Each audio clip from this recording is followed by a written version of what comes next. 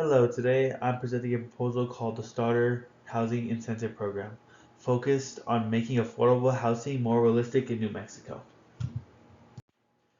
Right now, a lot of people can't really afford to buy a house. Prices keep going up, but income isn't keeping up. So the question is, why aren't more affordable houses being built? And as you can see on the slide, it's showing a rise of how in only 6 years prices have risen 75%.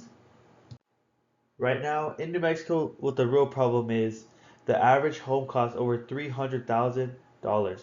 Well, the average income is around 60,000. That means homes cost about 5 times what people actually make. Because of this, fewer people can actually afford to buy a house, especially first-time home buyers. And on top of these increases in prices, we also see that there's a shortage of affordable housing in New Mexico in specific.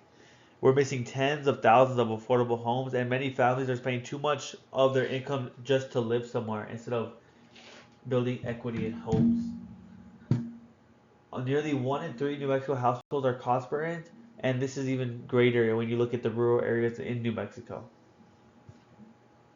So now we can talk about why it happens. The main issue isn't just the housing prices, it's the system behind the housing prices. The zoning laws often limit smaller homes, and developers are being pushed to build bigger, more expensive houses because that's where the profit is. There's no incentive to be building starter homes for a younger generation. So that idea is, instead of just focusing on the problem, this proposal looks at how we can fix the system.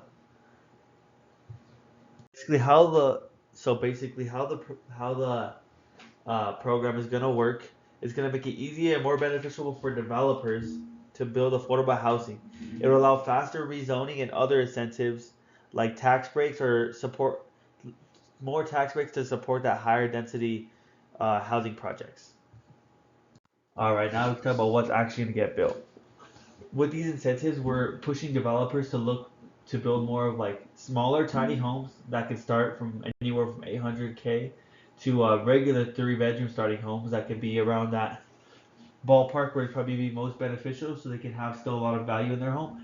And this will allow us to build communities around these neighborhoods, creating more walkable designs and fostering a sense of community.